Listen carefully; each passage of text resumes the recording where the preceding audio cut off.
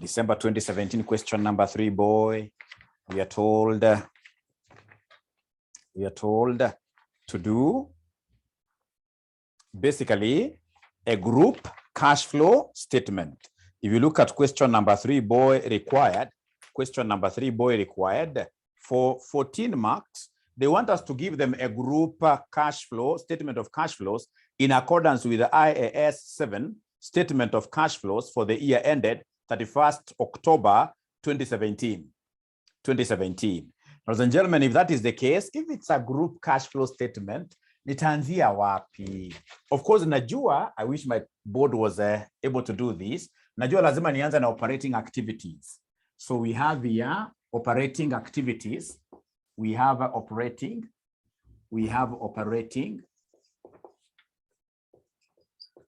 So we have our operating activities. We have our operating activities. Which other activities do we have in our group cash flow statement? Which other activity do we have, ladies and gentlemen?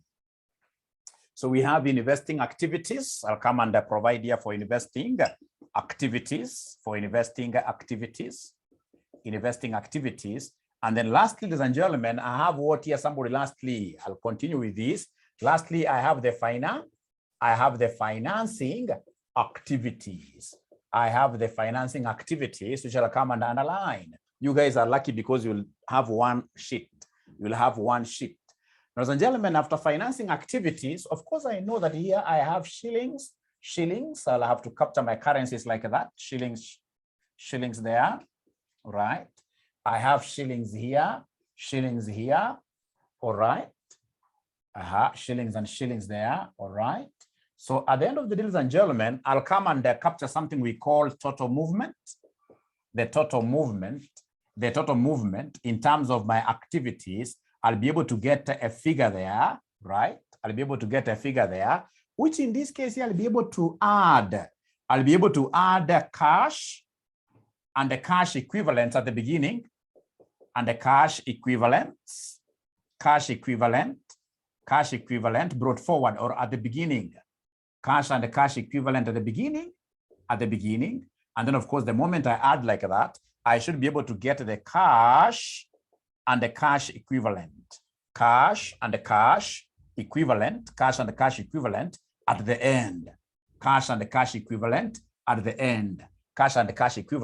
end. Now look at this. The free marks normally zinaanzia hapa. Yeah, we are using indirect method. Remember, we had started doing this question yesterday. We are starting with the indirect method. Yes, we are starting with the indirect method. So, ladies and gentlemen, the free mark, I have some free marks here. This cash and the cash equivalents at the beginning. Is there somebody who can give me a figure for cash and the cash equivalent at the beginning? Cash and the cash equivalent at the beginning. Please look at your current assets. Are you able to see the cash and the cash equivalents? Cash and the cash equivalents at the beginning. Can somebody give me the figure, somebody? Aki hawaniongeleshe. I don't know why they're not talking to me. Na vile tuko na haraka leo. Leo tuko na haraka sana. Leo tutaki mchezo kwa siku zote. Ukiangalia vizuri, tuko na cash and the bank balances. We have got 2 years. Yes, we have got 2 years. So the 2016 cash and bank balance becomes my beginning balance. So this should be 390. And then I have now cash and the cash equivalent at the end, which is the 2017 figure. The 2017 figure, ladies and gentlemen, 390. The 2017 figure is 500 and what here, somebody? 510.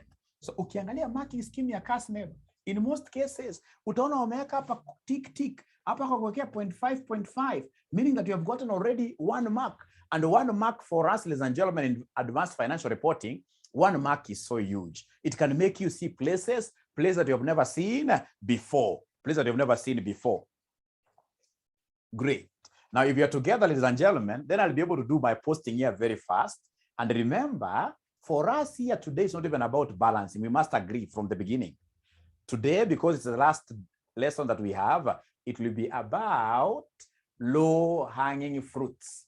What should you do for you to get 12 out of 14? What should you do for you to get 12 out of 14? So tukujeni hapa katika operating, remember you're using indirect method. Indirect method. So katika operating activities, tuanza na profit before tax. So profit before tax. Profit before tax. Are you able to see the profit before tax? Are you able to see the profit before tax? Are you able to see the profit before tax? Are you able to see the profit before tax? Are you able to see the profit before tax? Are you able to see the profit before tax? Tuende pole pole kwanza, profit before tax. Tuende pole pole kwanza, profit before tax. Please go straight away to the income statement that you have there. The income statement that you have there, what do we have? Somebody there as the profit before tax. Remember, income statement will be given to us for just 1 year. For just 1 year. And the balance sheet for cash flows, the balance sheet will be given balance sheet for how many years? For 2 years. Balance sheet will be given balance sheet for 2 years. So tuende saa pole pole pale, tunaambiwa profit before tax, it is 699. It is 699 like that, 699. And then now you'll have to recall very fast, my good students, that when we talk of operating profit, we are or rather operating activity, we are supposed to start straight away with operating profit. Unafaa kukumbuka namna hiyo. Na operating profit nimekufunza katika finance. Tunajua kwamba operating profit is profit before interest and who? Profit before interest and tax. It is profit before interest and tax. It is profit before interest and tax. So meaning that to get this figure, these guys of course must have subtracted the interest. They must have subtracted the interest. So what we need to do very fast is to add back what here? The interest. We must always begin from the profit before interest and tax. So are you able to see the interest charge for the year? Interest charge for the year. Is there somebody who is able to see the interest charge for the year? Wanasema ni 450, isn't it? If you look at the income statement, they have given us the finance what year? They have given us the finance cost. So come here and add the finance cost here. Add the finance cost. So the finance cost wananiambia hapa ni 400 what year? 50. If you wish, you can go ahead and add for you to give us what we call profit before what? Interest and the tax, if you wish. Lakini kitu mzuri unaweza wacha ikae hivyo, to add finance cost ikae namna hiyo. Aya, sasa vile mwalimu wangu alinifunza those days nikifanya ma ACCA na ma CPA, aliniambia hapa kwa profit before tax, sumepatiwa figure ya 699. Ukiangalia profit, wamekupatia profit before tax. Wamekuambia ni 600 what ya somebody 99. Great. So kwenda juu kuna adjustments ambao tunafaa tufanye. So unaangalia hizo figures kwenda juu. Unaangalia hizo figures kwenda juu. There are adjustments in this case you're supposed to do. The first adjustment nikienda juu pole pole, the first adjustment ni your finance cost, which I've said in this case here add back. Nikienda juu pole pole, oye, ukiangalia juu kwenda pole pole namna hiyo, kuna some element which is not good. Which element is that? Are you able to see the share of profit after tax ya associate? Naenda kwenda juu. Are you able to see the share of profit after tax in associate? Yes. So utakuja hapo seme, in this case here less the associates what here? The associates profit here. Associates profit. So associate profit ni ya pesa ngapi somebody? Associate profit ni ya pesa ngapi? Associate profit ni ya 144. I have to deduct it simply because they had added the figure to arrive at this. Now, can somebody talk to me this afternoon? Why am I subtracting, ladies and gentlemen, this associates profit? Why am I subtracting it? It's because of what here? Misplacement. Upper, the income has been recognized under what here? Somebody operating activity, and yet it's supposed to be accounted for under where? Under where? It's supposed to be accounted for under where? Under investing. We have invested what here? In an associate. We have invested in an associate. Yes, we have invested in an associate. So hii itaenda baadaye katika computation ya nini somebody ya investing activity. Pia ukiendelea kwenda juu, I'm still going up and up. I'm still going up and up. Are you able to see the gain on sale of a subsidiary? Are you able to see the gain on sale of a subsidiary? So less subsidiary gain. I simplify kidogo hapa hii majina. Less subsidiary gain. How much, ladies and gentlemen, are you able to see there? How much are you able to see there? Wanasema 100 and who? 120. We are subtracting because gain, they must have added. The gain, they must have done what here, somebody? For the gain, they must have added. For the gain, they must have added. Great. So tunaendelea vizuri. Ukiangalia pia vizuri katika cost of sales. Katika cost of sales, of course, kutakuwa na depreciation. Ukiangalia note number 1. Hebu angalia note number 1.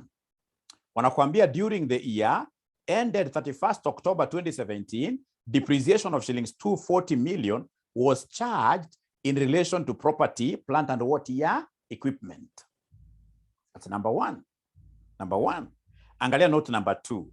An item of property with a carrying value of 885 million was disposed of during the year ended 31st October 2017 for shillings 750 million. The loss is on disposal. The loss on disposal is part of the cost of what year? Part of the cost of sales. Part of the cost of sales. So, ladies and gentlemen, here I have depreciation. I have depreciation. I have depreciation. So depreciation, of course, we know it's a non-cash item. Depreciation is a non-cash item. And they used it in computation of what here? The profit. So then what should we do with this depreciation? It's non-cash. Depreciation is non-cash. I'm still going up. I'm still going up. Should I less? I add back. You know, depreciation is an expense that these guys included wrongly in the cost of what here? Say sales, meaning that our profit was taken way down. So we need to make good. So how do we make good? We add back what here? Depreciation. Thank you very much. So add back depreciation. So add depreciation. So we are lucky because this has been computed for us. Depreciation of how much? Depreciation of how much, ladies and gentlemen? 240 positive. 240 positive. From there, we also have this loss. The loss on disposal of this asset. We know that also that loss is fictitious. It's fictitious. So come here and give us the loss. Could you kindly calculate for me the loss on disposal? The loss on disposal. Is there somebody who can calculate for me the loss on disposal? Loss on disposal. Wanasema ni 100 what here? 35. Wanasema ni 135. So this 135, should I add it back or in this case, subtract? How did we get the 135? To get the 135, it's very easy. We've looked at how much we received. We received the cash we received here from the asset from note number 2 was 750. And what in this case here is the carrying amount. The carrying amount is 885. Yani an asset which is worth 885, si tukauza 750. Tukauza 750. Tukauza 750. So you will be able to bear witness with me that this will give us a whole loss of 135. 135. And this loss, we are told, was expensed in the cost of sales. So then how do we make good now? How do we make good now? How do we make good? How do we make good? How do we make good? We add. So add loss on what here, somebody? Add loss on disposal. Add loss on disposal. Add loss on disposal. Aya, kitu kingine unafaa kujua, hizi vitu ukizitumia, kama unafanya group cash flow statement, whenever you pick up some items from your notes or from the financial statements, it's important that you keep on ticking them. It's important that you keep on ticking them. Like there is a question that students asked, what about, there's something they asked there, but later on we shall be able to check which items are not ticked like that. Na sitajiforce kuangalia kila kitu. Kama sasa for example mali nimefika hapa, hata sitajiforce kuangalia kwanza mambo ya tax. Nitakuja niwache line kadhaa. Line kama ngapi tunawacha hapa? Tuwache lines kadhaa. Right? Like now what Joy is saying, tuwache lines kama 5, Tutazipata mbele tu. Tuwache lines kama 5. Alafu kuja hapo niandikie working capital changes. Working capital changes. Hata vitu kama tax takuja baadaye. But I want to teach you what you need to do for you to keep the wheel rolling. because the concept is to keep the wheel rolling. You keep the wheel rolling. So working capital changes. Working capital changes. So working capital changes, what do we have? Yesterday you told me that under working capital, we normally have three things. Under working capital, we normally have three things. What and what and what? So we have inventory. Thank you very much, Meshach. We have inventory here. We have the next one is what here? Receivables. Receivables. Receivables. The last one, ladies and gentlemen, is what I've seen some of you mmeniambia hapo ni payables. Thank you very much, mother. Tuanze na inventory. Inventory. This is very easy. What you're supposed to know katika cash flow statement, whenever you are dealing with assets, whenever you are dealing with assets, whenever you are dealing with liabilities, we always use the concept of commanding officer. We always use the concept of what here? Commanding officer. Mayom is asking, what of tax up the stack it to cram? Itakuja baadaye. Mayom, si umewacha space hapa? Umewacha space? Sababu tukianza kutik hizi vitu zitakuja peke yake tu automatically. Nataka staki to cram. Nataka tu uanze kutikitiki vitu ambavyo tumeguza. Sitajileta zenyewe. Sasa Mayom, thank you very much. So unafaa kujua kwamba liabilities ni commanding officer. Liabilities ni mbaya, zinaweza kucommand, zinaweza kufanya ufunge biashara. Yani for liabilities, we shall always be taking closing minus opening. Unafaa kujua hivyo. Closing minus opening.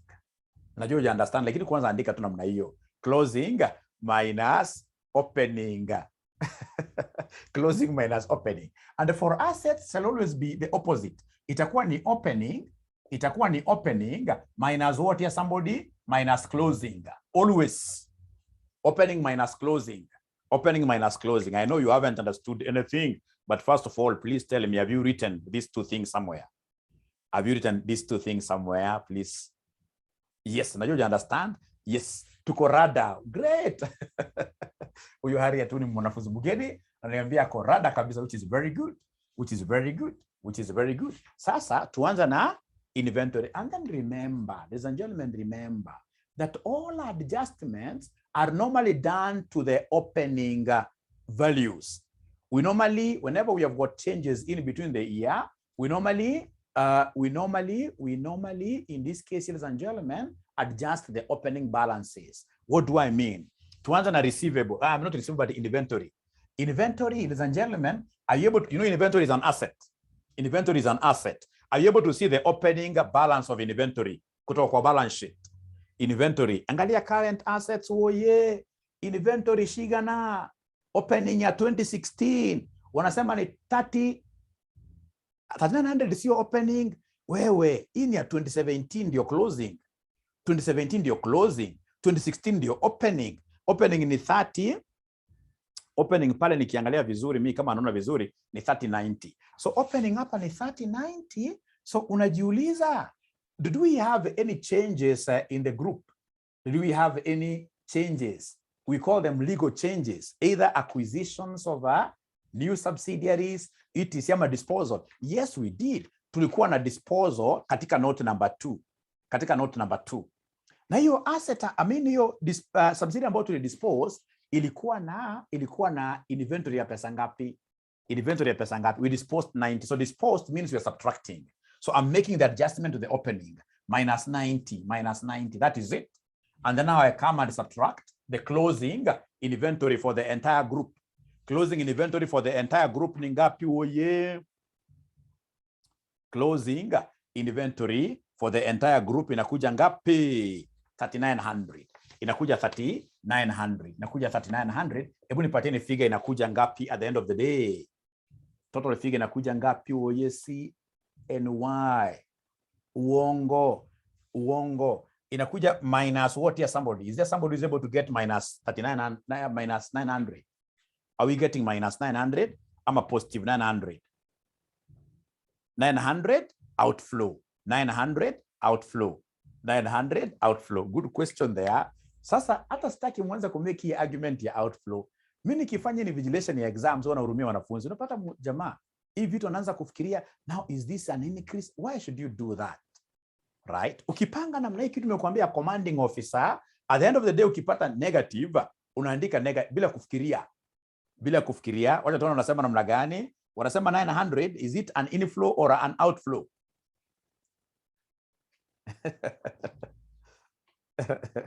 Is it an inflow or an outflow? Hiyo ndio sitaki wanafunzi wangu wachanganyikiwe. Nataka nirudie tena woye. Please allow mwalimu arudie tena. Ukitaka hata anaweza kachora T account, Ukitaka mwalimu anaweza kachora T account, aseme inventory, tuseme hapa balance, in this case here brought down. So balance brought down ile ya 2016, the balance brought down ile ya 2016 ilikuwa ni 3090. Ilikuwa ni 3090 ile ya 2016, 3090. Na kuna balance carried down ile ya current year, which is 2017, which is 3000 what here somebody 3900, right? And then we had disposal. We had in this case here a disposal. We disposed some inventories with our subsidiaries. Inventory with our subsidiary which was disposed ilikuwa ngapi somebody? Subsidiary disposed inventory nyinyi mliniambia ni 90. Nyinyi mlinieleza ni 90. Sasa hebu kuja niongezee please, nipateni hii side kubwa. Hii side kubwa itakuwa 3990. Kwa hivyo hii lazima pia ikuwe 3990. Si ni kweli? 3990, right? 3990. So then the balancing figure here inakuja ngapi somebody? The balancing figure inakuja ngapi somebody? Inakuja 900. Inakuja 900. So this balancing figure, ladies and gentlemen, basically what are we doing? We have debited our inventory with 900 and credited what here somebody? Our bank. Credited our bank. We have credited our bank. If you credit your bank, what does it mean? It means, ladies and gentlemen, that it is a cash outflow. It is a cash outflow. Alafu msianze kukram ile kitu ati increase. Hizo mimi najua sana. Ati increase, ati in working capital, ati because ukiangalia like the other sitting, there is a sitting here they brought a situation where one subsidiary was acquired in the year and another subsidiary in this case was done what year? Disposed in the year. Is there a student who can remember that kind of a question where they gave us a situation where a subsidiary was acquired in the year and another subsidiary was sold in the year? Is there somebody who can remember something like that?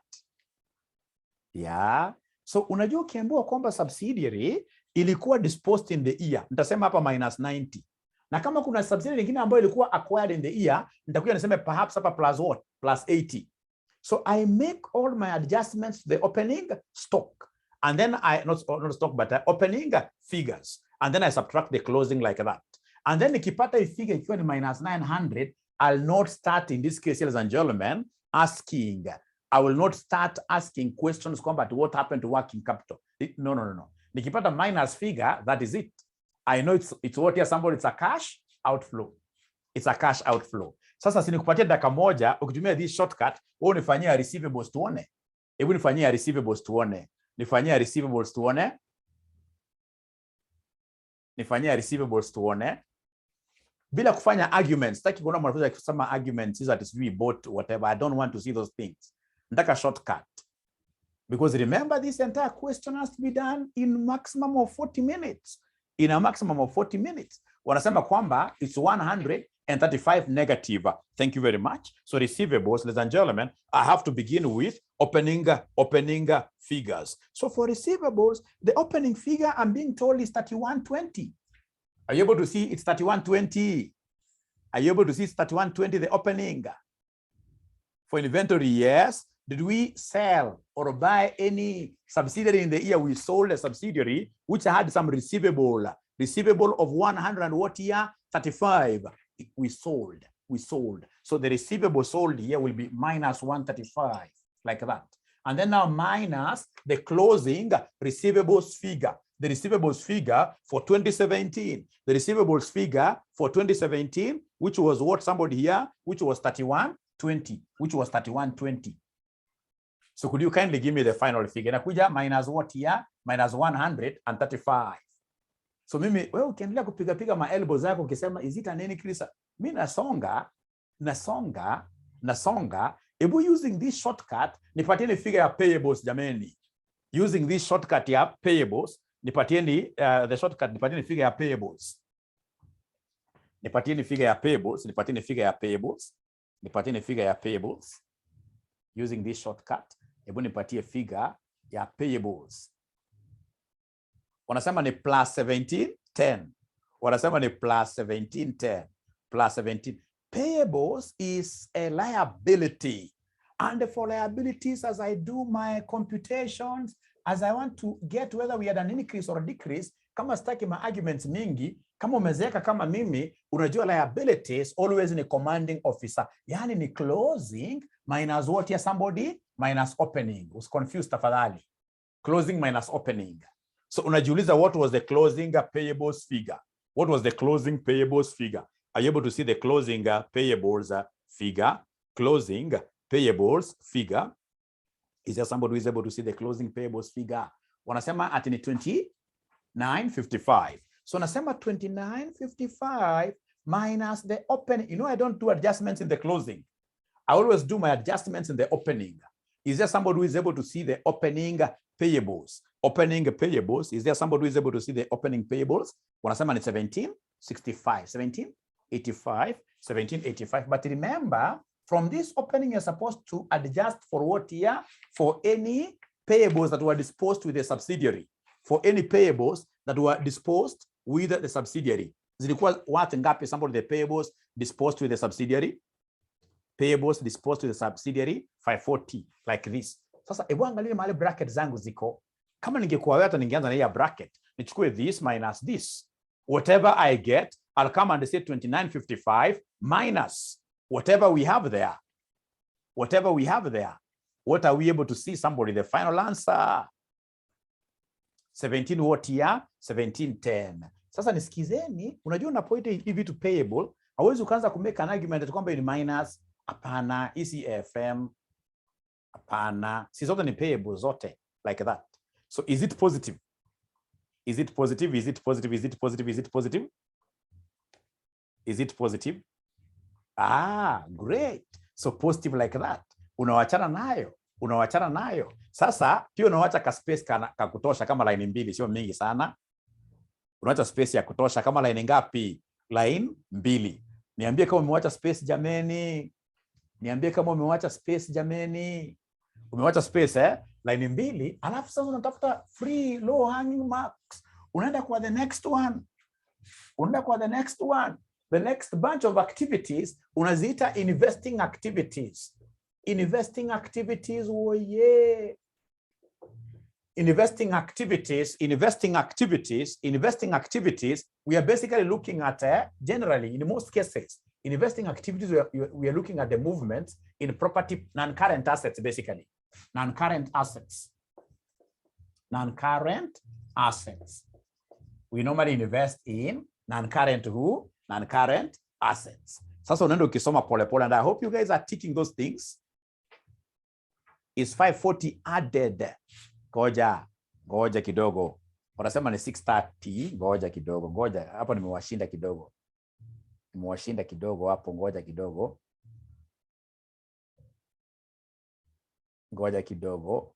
Is getting 630. Is getting 630. Tumia brackets poa. Tumia brackets poa. Unaambiwa hapa, tafadhali. Kwanza kuja hapa kwa hii bracket. Sema 1785 minus 540. Mayomo unapata ngapi? And then whatever you get, deduct it from 29.55. Deduct it from 29.55. Deduct it from 29.55. Are you able to get that 1710 positive? Yes. Great. Now we can continue. Thank you very much for asking that. Now we can continue. So in investing activities, I'm basically looking at the disposal of assets. That is a divestment. Divestment, we get money, right? Or procurement of what here? Assets. Procurement of non-current assets. Procurement of long-term assets. So unaanza kuangalia swali pole pole. Hata unaweza ukaanza na note hapa. Hebu tuanza na note number 1. Tuanza na note number 1. Note number 1. What are they telling us in note number 1? Note number 1. Note number 1. Wanasema During the year ended 31st October 2017, depreciation of shillings 240 million was charged in relation to property, plant and equipment. Haya, hiyo najua nitaitumia mahali, lakini tuende kwa number 2 kwanza. An item of property with a carrying value of 885 million was disposed of during the year ended 31st October 2017. For how much, somebody? 750 million. So in this one here directly, which figure should I capture here? Should I use that 885 here or 750? You know, it's an asset that was disposed. So it's like divestment. Divestment, we are going to, of course, to lose an asset, but we shall get money. We shall get money, 750 years. So unasema hapa cash received, cash received, cash received from cash received from an asset disposed. From an asset disposed. Mbesha shigana. Wanasema ni 750. Wanafunzi wengine wakiendelea kufikiria zaidi, mark inaingia tu. Kitu ya maana hapo ni mark kuingia. So cash received from an asset, in this case here, that was done what year? Disposed. Hii mimi najuanga sana. Sasa najua nikiwa na cash received nimepewa, najua next itakuwa ni cash paid. Cash paid, najua hii sana. Cash paid, in this case here, to acquire who? To acquire an asset. To acquire assets, to acquire new PPE. To acquire new PPE, imi nitapata haraka sana. Hebu nikupatie dakika moja, nione kama unaweza kupata hiyo cash, which in this case here was paid. In this case here, for us to acquire PPE. To acquire PPE. Cash which was paid to acquire PPE. Haya, nimeona property, plant and equipment. Nimeona property, plant and equipment. Wanasema 900. Esther anasema 69 something, Note 4. Keep ananiambia mwalimu, check note 4. Additional property, plant and equipment was acquired by way of lease amounting to 900 million during year ended 31st October 2017. Lease haitakuja direct hapa. Itaingia kwa working hapa. Because lease, no money was involved directly. No money was involved directly. Hii 900 wanatoa wapi? Nataka kujua sana woye. 900. Hebu niambieni wanafunzi wangu, 900 mmetoa wapi? Please niambieni. 900 mmetoa wapi? Ningetaka sana kujua. Please ni explain kidogo. Note 3. Note 3. Note 3. 900. 900. Sioni 900. Note 3 sioni 900. 900. Ile ni lease. Ile ni lease. Ile ni lease. Hapa itabidi, ladies and gentlemen, hapa tuchore T account. Ingawa mimi sipendi T account at all, but please let's do a T account for this property, plant and equipment. Let's do this T account for property, plant and equipment. So for property, plant and equipment T account, si ni asset. So nasema hapa balance brought down. So balance brought down ilikuwa ngapi somebody? Balance brought down ilikuwa ngapi somebody? Balance brought down ilikuwa ngapi somebody ya PPE? 13,500. Aki mumeanza kuchoka. Ama mimi ndo na wajaji vibaya. Aki nyinyi mmeanza kuchoka. Umeanza kuchoka woye. Wameanza kuchoka woye. Mko rada Hiyo ndio kitu ya maana zaidi. Hiyo ndio kitu ya maana zaidi. Wanasema mwalimu, si tuko rada. Zina sync. Thank you very much. Ladies and gentlemen, straight away I have the balance which was carried down here. So balance carried down ni how much? Balance carried down ya PPE ni ngapi? Wanasema ni 18,000. 18,000. Thank you very much. Ladies and gentlemen, some of the things that will make this PPE value to go down, I know them. For example, I know depreciation will reduce this. Remember, these are net book values, They're net book values. Depreciation. Is there somebody who is able to see depreciation for this PPE? Depreciation yangapi? Somebody, note number 1, 240. Thank you very much. The other thing that will make this particular item here to disappear, ladies and gentlemen, to reduce, will be the subsidiary that we sold. The subsidiary that we sold went away with some PPE, went away with some property. So the sub sold. The sub sold. Sub sold. In this case here, we have 2025. The sub sold was 2025. The sub sold was 2025. Ladies and gentlemen, I could see some new arrivals. I could see some new arrivals from note number 4. I can see there was some additional property. So note number 4, there was the leased property. the leased property nowadays, when you lease property, it is your asset, remember, long term. They have even told us additional property, plant, and they're even classifying it for us. Additional property, plant, and equipment was acquired by way of lease, which is what here, somebody, which is 900. Do we have any other item that will affect our PPE? Any other item that will affect our PPE? Disposed asset. Wanasema kuna disposed asset. Wanasema kuna disposed asset. Note number 2, yes. Note number 2, we have a disposed, an item of property with a carrying value of 885. You guys are bright students. So disposed asset is 885. Any other? Don't give us the cash here. Remember, it's PPE. Then we have students who are saying that we have a revaluation. So is it a revaluation upwards or a revaluation downwards? A revaluation upwards or a revaluation downwards? It's a revaluation upwards, meaning that I debit my PPE credit revaluations account. So I'll come here and debit my PPE with a revalued amount, revaluation over how much? Revaluation over how much? Revaluation over how much? 60.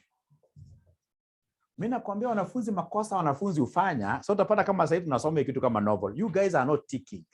You must tick everything. You must tick everything, including the items of the sole subsidiary that you have been able to use. You must tick them. You tick them. You tick them.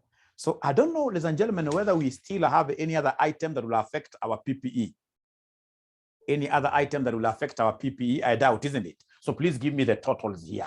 Please give me the totals here. Please give me the totals here. Please give me the totals here. Please give me the totals here. Please give me the total. Iko. Wamesema 21,150. 21, hii ndio kubwa ukweli. Hii 21,150. Hii ni 21,150. Meaning that the balancing figure itakuja pande hii. Balancing figure. Revaluation amount is from where? Revaluation amount is from where? It's from note number 6. Note number 6. From note number 6. So unaniambia ni 66 what here somebody? Hii ni 6690. Hii ni 6690. 6690. So what do you think is this 6690 to us? Is it a flower? I can see my assets went up, isn't it? Yeah, my assets went up. So this must be the assets that we paid for in cash. So this one here must be the assets, ladies and gentlemen, that we have here, which are, which perhaps we paid through a check like that. So we shall debit PPE, we credit bank, we credit bank. So in this case, ladies and gentlemen, what I want you to write there is a cash paid to acquire assets. I have already the figure, the words here. Cash paid to acquire assets here, to acquire PPE. Wanasema ni 66 what here? 6690 like that. 6690. 6690. Acquisition of PPE. Aya. Bado mko rada ama bado ama mmeanza kuchoka sasa? Wako rada kweli? Au wanafunzi wangu wako rada wanashikanisha maneno? Yeah, for PPE, you can go for T account. For PPE, you can go for a T account. It's negative because of what your cash paid. It's negative. Thank you very much. It's negative because of cash that was done what year that was paid. Allow me to change my battery. Dakika moja. What I know for PPE, that will be T account will be very good. Also dividends, especially dividends, for you to get dividends paid to NCI, it will be good for you to have what year? A T account. Great. Thank you very much, Becky. Try as much as possible to give answers to my students. So cash paid to acquire PPE, it's a cash outflow. It's a cash outflow. Oh yeah. Kumbuka, investing activities, unaangalia pale non-current. Unaangalia non-current what here somebody. Unaangalia non-current, unaangalia non-current assets. Ukiona goodwill, ladies and gentlemen, of course, in this case, you must think of your subsidiary. Subsidiary. Goodwill has an association with what year? Subsidiary. So I would want to know, when I disposed this subsidiary of mine, how much cash did I receive? Because it's a cash flow I'm more interested in. I'm more interested in the cash that was done what year, somebody? The cash that was received. The cash that was received. The cash that was received. Cash that was received. So mkinialau nitavuta hii jameni hii. So now I'm perusing through my non-current assets. Nimeona kuna kitu inaitwa goodwill. Goodwill has got every relationship with what we call a subsidiary.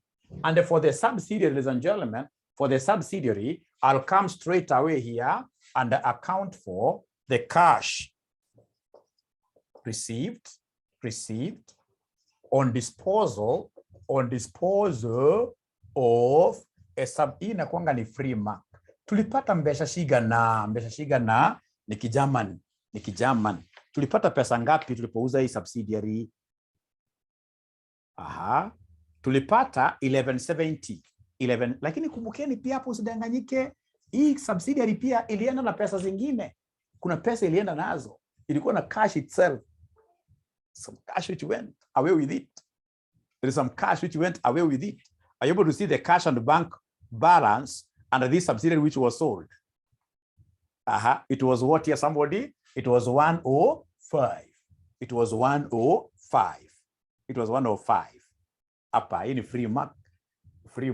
So ukiangalia umedispose asset, we received fine 1170, lakini subsidiary tukiuza ilikuwa na pesa fulani kwa mfuko ikaenda na, so unangoa hizo 105. Unangoa hizo 105, which in this case here gives us what here, somebody? 1065. Aya, unaendelea mbele, ladies and gentlemen, unaendelea kuangalia hii non-current assets, non-current assets. Ladies and gentlemen, remember in the non-current assets, I can see I have investment in associate. I'm an investor. I've invested in an associate, right? I've invested in an associate. I've invested in an associate. I've invested in an associate. So come here and give us, ladies and gentlemen, come here straight away. I can see what those students are saying there. Later on, we shall be able to make those adjustments. Sitaki to cram, nataka zibaki zikihang, kama 600, itabaki kihang. Mara mwisho tuta add tu, tutaka add. Ama mnataka tuka add saa hii? Mnataka tuka add saa No. And after all, I could even assume kwamba hiyo ni long term, isn't it? Tukuje hapa, ladies and gentlemen. Now sasa hapo ukiangalia vizuri, kuna, if I've invested in a subsidiary, nitakuja hapa niseme dividends received. Dividends received from where? From subsidiary. Dividends received from, not subsidiary. We can never receive money. We can never claim cash dividends received from ourselves. This is a big mistake on my side. The only dividend that we can claim to receive is dividend from third parties. Like associates are normally claimed to be our third parties and the joint ventures. So this cannot be a subsidiary. This should be dividends received from where? From an associate. We are investors from an associate. Sasa nipatieni figure tuone dividends that we received from our associate. Has it been given? Has it been given in the question? Have these dividends here been given in the question? Kila mwanafunzi anasema 54, but they're not telling us ziko wapi. They're not telling us ziko wapi. Dividends received. Dividends received from the associate. They're not telling us zimetoka wapi.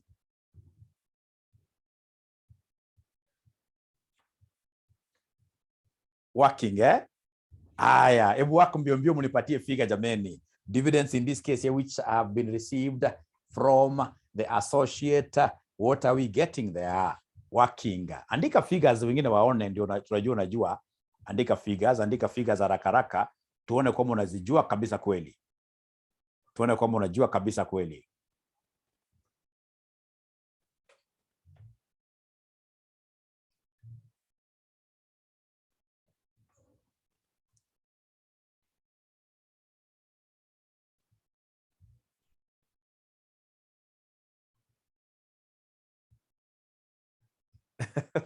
Wala ambao wanaongea hapo ni wachache sana. Wachache sana ndio wanaongea. Wachache sana ndio wanaongea. Wachache kabisa. Mbona wanaongea wachache namna hiyo? Na ni kitu straightforward. Ni kitu straightforward. Ni kitu straightforward. Where are we getting 1170 from? 1170. From this note. From this note, I'm leaving some of them. From note number 3. Note number 3. From note number 3. From note number 3. Wameng'ang'ana wote. So kila mwanafunzi anaona kweli hiyo working mali imetoka. Kila mwanafunzi kweli ameona hiyo working kweli ya 420. Wengi hawaoni hiyo figures. Wengi hawaoni hizo figures. Abracadabra. Bila hajaona bado. Napatia dakika mbili nikirudi tena sana kumaliza swali yote once.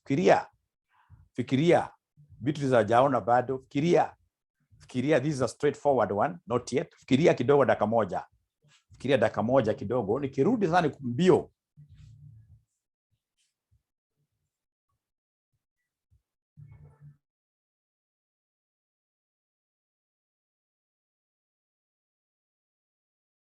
Case here, go straight away and even put down a T account if you like the T account. I know perhaps it's because some of you like this T account so much. Just give us there an associate, which is an investment, it's an asset to us, right? So give us the balance brought down. Balance brought down. I'd given you the where to get this thing from the non-current asset. The balance brought down. I can see the balance brought down there in 2016 was 420. 420. And then, ladies and gentlemen, we have the balance carried down in 2017. Balance carried down in 2017. Balance carried down in 2017 for the associate.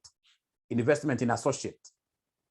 For investment in associate, the balance carried down is 510. And then, of course, this is equity. Remember, it's equity accounting. If it's equity accounting, we are more concerned with the profitability of either the associate or the joint venture. So this associate, do we know the share of the profit of the associate? Yes, in the income statement, they have given us. So in this case, in the income statement, I can see it's a profit, so credit on the P&L, so it has to be a debit on this. So here we have share of profit. Share of profit. So share of profit, I can see there is 144.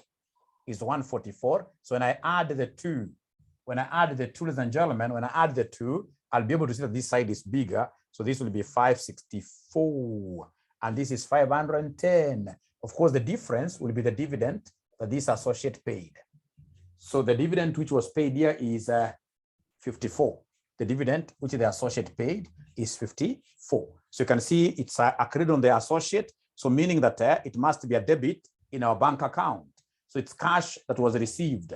Cash received from the associate, dividend received from the associate. We have 50 what here, somebody? We have 54. Dividend received from the associate, we have 54 like that. Now, if I'm the one doing this, ladies and gentlemen, in an exam, I'll not bother with again so much there. Here, I've been able to harvest a few things. I'll straight away go to the financing activities. Advanced financial reporting is not about getting everything. It's about harvesting maximum number of marks. So can we go to the financing activities? Can we go to the financing activities? Financing activities, yes. So unakuja hapo unaandika straight away financing activity. If you go looking for perfection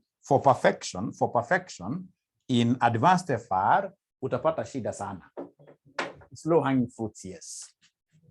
Myself, I got awards, especially for financial reporting. The one that I'm even so happy about is the one that I got for advanced financial reporting in ACCA, right? And I've never balanced even a single query, especially when I was a student. I never used to balance them. It's about being able to do maximum in the short duration. Yes. So unakuja hapa kwa financing activities.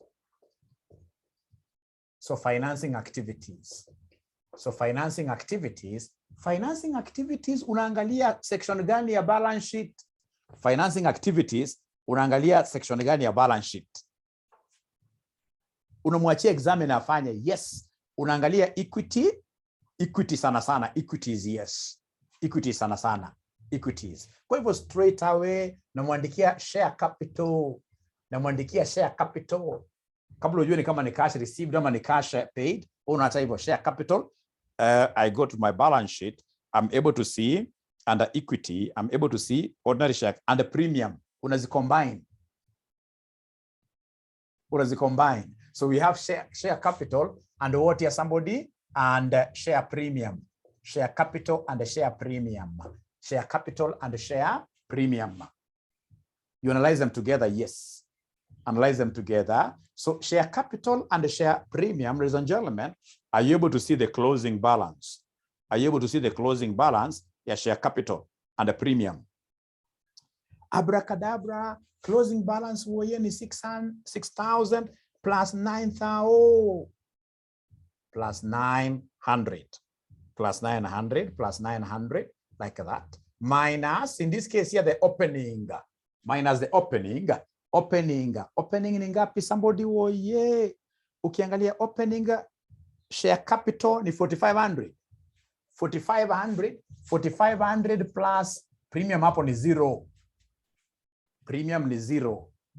Kumbukeni ladies and gentlemen, hapa hata examiner akikudanganya, at times examiner anadanganya. Anakuja anakuambia pale kwa ile disposed subsidiary kwamba share capital ilikuwa maybe ni 500. At an expect to kuja subtract hapa. Remember when we were consolidating, we only took the share capital of who? The parent only, isn't it? We only took the share capital of the parent only, of the parent only, of the parent only. Kwa hivyo inatosha oye. Nipatie ni fige inakuja ngapi? Nipatie ni fige inakuja ngapi somebody? 2,400. So is it cash, is it positive or negative? Is it positive or negative? Is it positive or positive? So if it is positive, what does it mean? We received money. So you must have issued new shares. So you can mention here, this is cash received, cash received, cash received, like that. Ukitaka to demonstrate broad and deep understanding of the subject, unamwandikia hapa dash from issue of what here? New shares. But do you have that time? No, you don't have that time. You don't have that time. You don't have that time. Unasonga mbele. Now, ladies and gentlemen, from there, nimeona mwanafunzi akisema, je mwalimu dividend paid. Dividend paid huwa zinakuwa accounted under where? Dividend paid. Huwa zinakuwa accounted under where? Kumbuka kuna dividends that you receive. You receive dividends when you invest. But when you are paying, it is other people invested in you. Other people invested in your company. So other people financed you. Other people financed you. Other people financed you. Right? Right? Other people financed you. We keep real. Hata ikiwa negative haina shida. Wewe weka hata negative. Acha hizo narrations. In narration examine hata angalia. Hata ukiandika tu share capital and premium. Wacha ndio maneno hiyo mingi hiyo. We hapa yeah, we kuja hapa niandikie sasa hapa financing. So umesema dividends paid. These people financed you. So dividends paid. So dividends paid. Are you able to see the parent? Alilipa ngapi? Parent. The dividends that we paid to the parent shareholders. Iko note number ngapi? Note number 5. Note number 5. Note number 5. Wanasema dividends paid by the holding company during the year. So our holding company paid 120 uneka brackets. Right? Okay, great. And then, ladies and gentlemen, we have in this case here dividends paid, in this case here to our NCI. This is a working that I'll never do. Not unless the examiner gives me this figure directly. Not unless the examiner gives me this figure directly, I'll never do it. The exam, nitamwandikia namna nini mwambia hata mwenyewe examiner, mwandikie kwa bracket working. Nitakufanyia ndio lakini itakuwa ya mwisho. Itakuwa ya mwisho. NCI itakuwa ya mwisho. Inasumbua bure hiyo kitu because lazima utafute goodwill ya NCI alone, right? Nitakufanyia lakini acha afanye mbele. After all, there is so much ya kuangalia. Great. Ladies and gentlemen, apart from that, what other investments are you, no, not investments, but financing are you looking at? What else are you looking at? What else are you looking at? Loans, yes. Remember, actually, repayment of loans, yes. Borrowing, yes. Remember, actually, financing activities, you know, the way we say assets financed by equity and liabilities. So this should be equity and liabilities, yes. So please check whether there are any loans that you borrowed. Any loans in this case that we borrowed.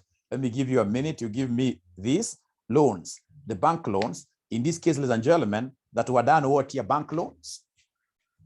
So we have the bank loans. We have the bank loans there.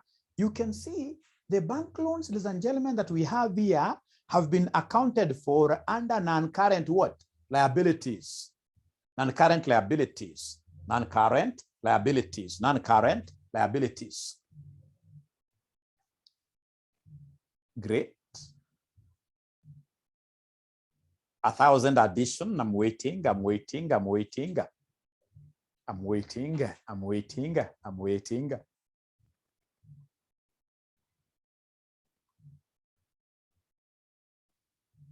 For bank loans, how much do we borrow or how much do we retire?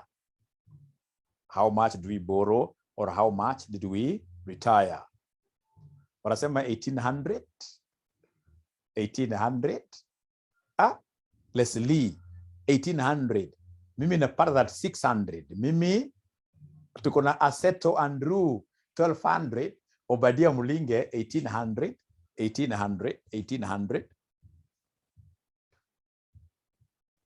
1,200 addition.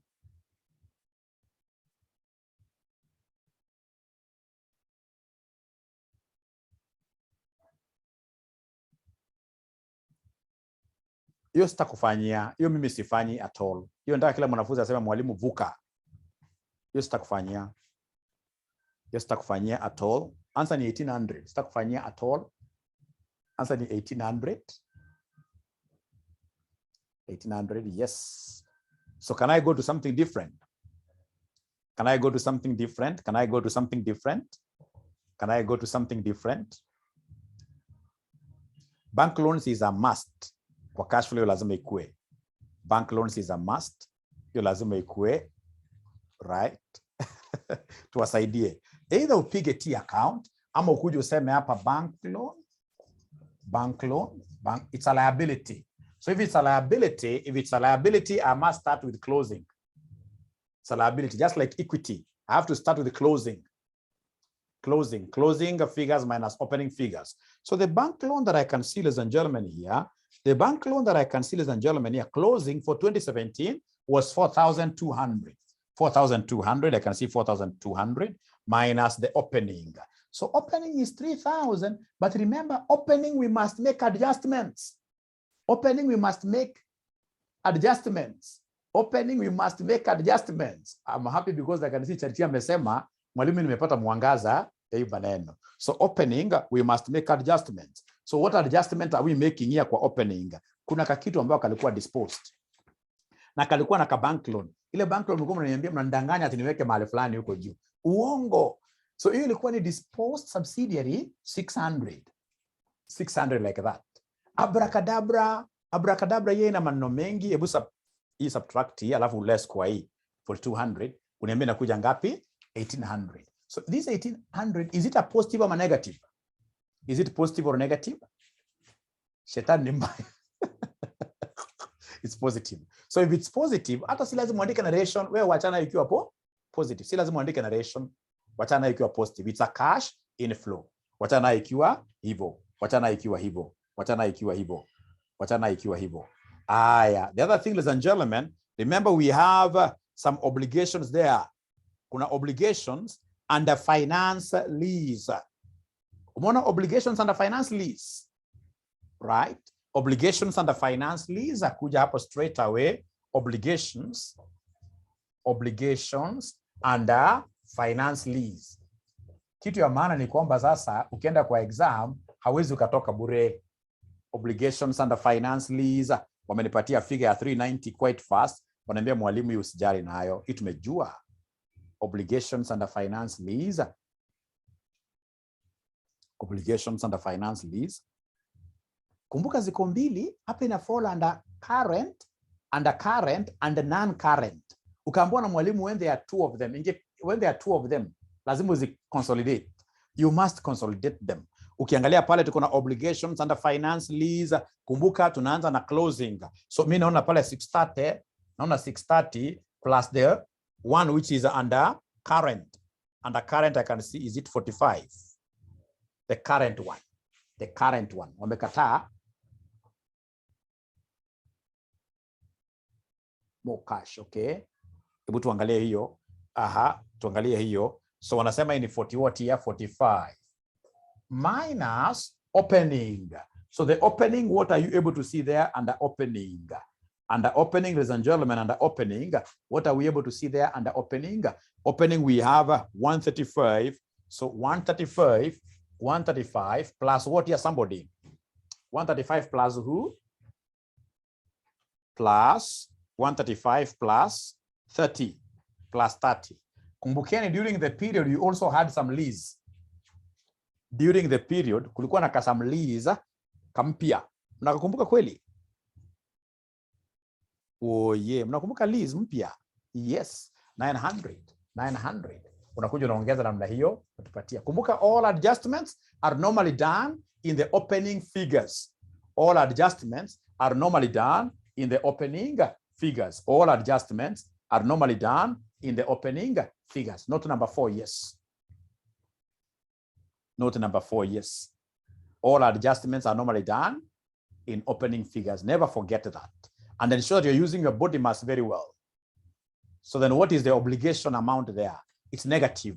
So kwa negative, hakuna kujali. So there is a sister who is telling us, mwalimu, the way I'm thinking, the way she's thinking, ati sasa hapa, kulikuwa na bank loan brought forward. Bank loan brought forward. Bank loan brought forward. Bank loan brought forward in 2,400 after adjustment. And then we have bank loan carried forward.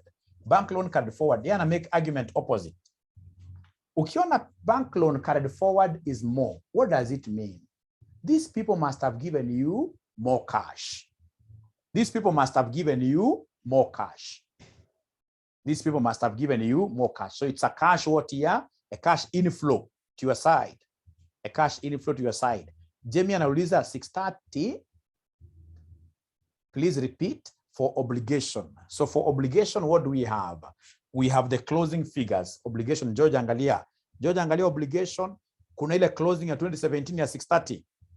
Right? Alafu kuna obligation under finance lease under current ya 80, not 84 but 45. George, are you able to see that? So we added the two, right? George, yes, thank you very much. And then now minus the opening finance leases. So we have both of them, non-current and current.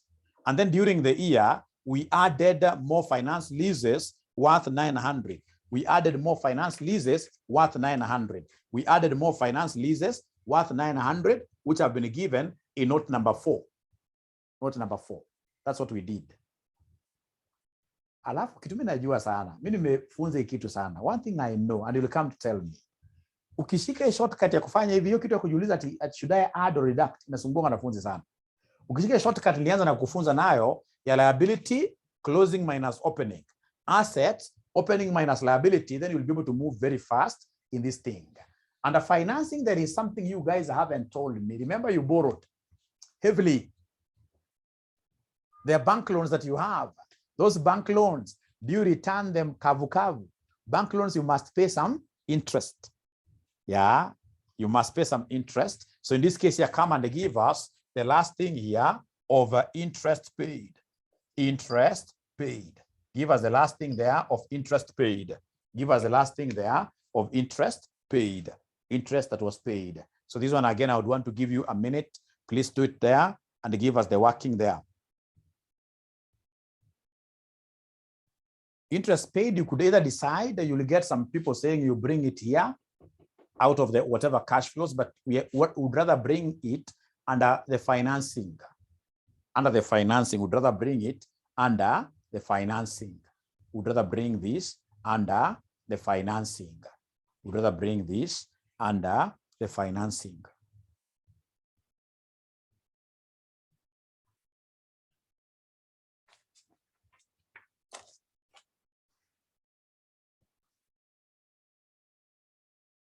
Nilikuwa nishakimbia very fast under something they are calling accrued interest. Accrued interest.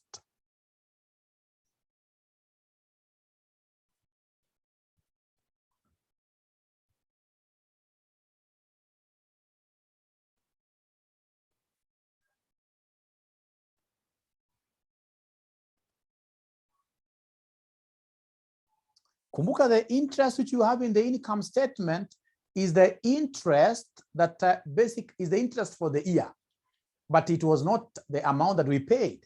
It is not the amount that we paid. The amount we paid, we must involve the obligations at the beginning and obligations at the end. So the interest, ladies and gentlemen, there, the interest paid at the end of the day, there itakuwa namna gani? Oye itakuwaje? Interest paid, nitakuja hapa, interest paid. Interest paid. So interest paid. So the interest paid here, I'll take, of course, this is a loan. It's an obligation, I mean.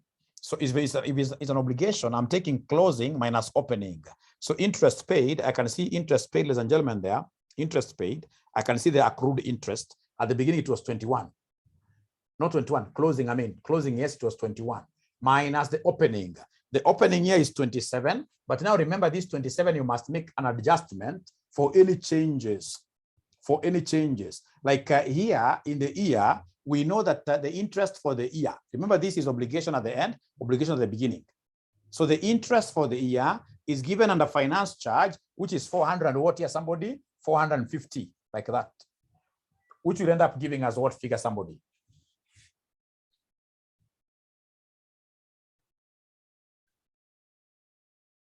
Which will end up giving us the interest amount that was paid.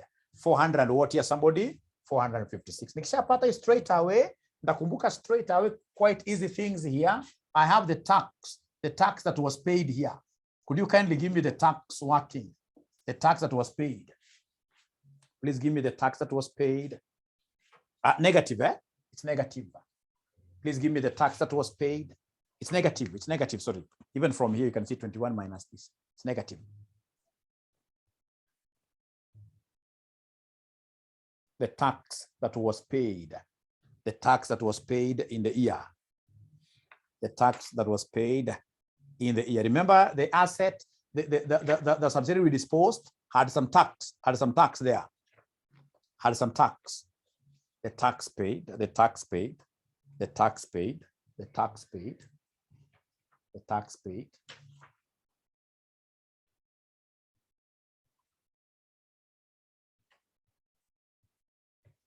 So anasema negative 144, the tax that was paid. Please don't work with the tax that was in the income statement only.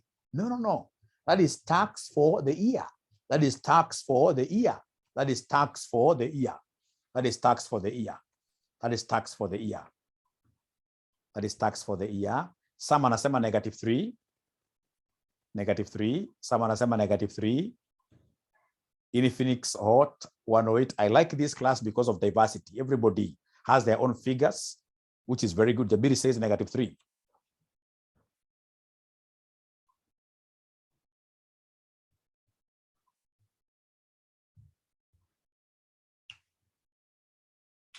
So the students who got negative 3 there, could you try to write down the working for us? Try to write down the working for us. Try to write down the working for us for tax that was paid. Kipkorori, thank you very much. Wanakuja na figure yake 108 negative. The students who got negative 3 there, could you kindly give us the working that you did for you to be able to get the tax of negative 3? Tax ya negative 3, hiyo mnapataje?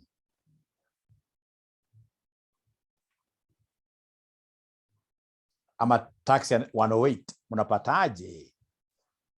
Tax ya 108, mnapataje the tax that was paid as 108? 165 tax paid.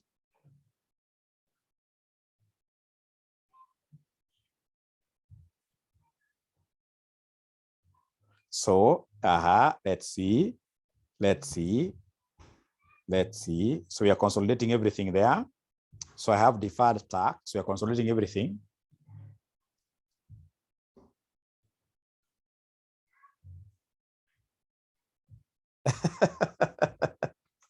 Aya, wacha tuone wale ambao wanapata 108. Wale wanapata 108, hebu tupatie working yenu. Wale wanapata 108 wanachukua 21 minus 63 plus 144 minus 15. So we have minus 21. Let's see.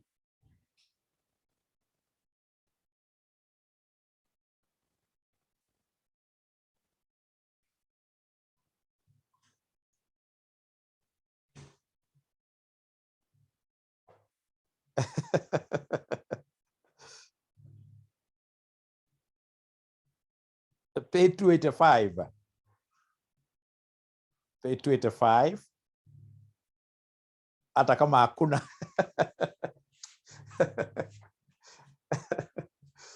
Ladies and gentlemen, the tax that was paid here, let's see, the tax that was paid here, ilikuwa namna gani? So remember that this is an obligation that we have there. It's an obligation that we have there. So the tax that was paid at the end of the day, let's combine both deferred and what here? Current tax. We amesema 174.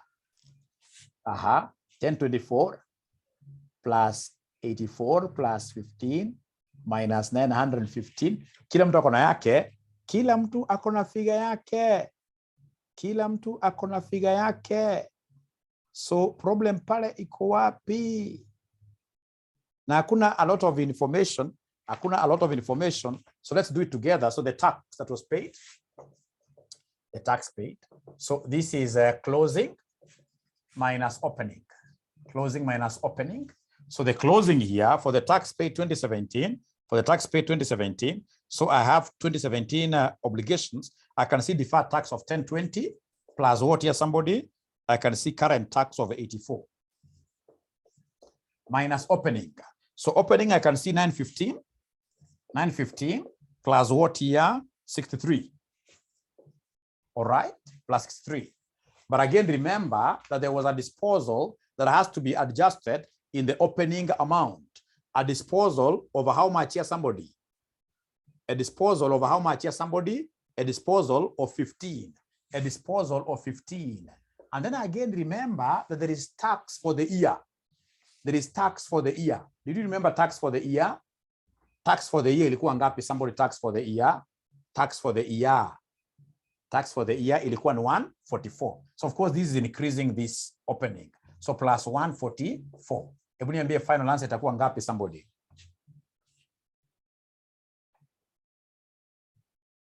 Final answer itakuja kuwa negative what year? Negative 3. So the tax paid is negative 3 like that. The tax paid is negative 3. Tax paid is negative 3. Tax paid is negative 3. Negative 3. Negative 3. So ladies and gentlemen, hiyo mali mimi nimefikisha. I want to believe I've shown you everything that you need for purposes of what here? Low hanging fruits. And if you allow me, I would want to do something a bit different. We are not here to balance anything. I want to believe I've given you the low hanging fruits. Iko mwana nataka NCA itakusumbua bure. Itakusumbua bure. Umeniokolea. Inflow and outflow can be confusing, yes. Inflow and outflow can be confusing, right? Hiyo inakutosha. Why do you want all the marks? Why do you want all the marks? Hiyo inakutosha. All the marks. I think I've done also this question on YouTube. Not YouTube, I have it somewhere. If you want all the marks, then I should be able to give you.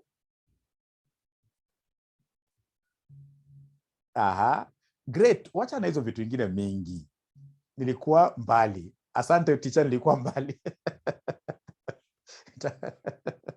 Asante sana. Asante sana. Asante sana.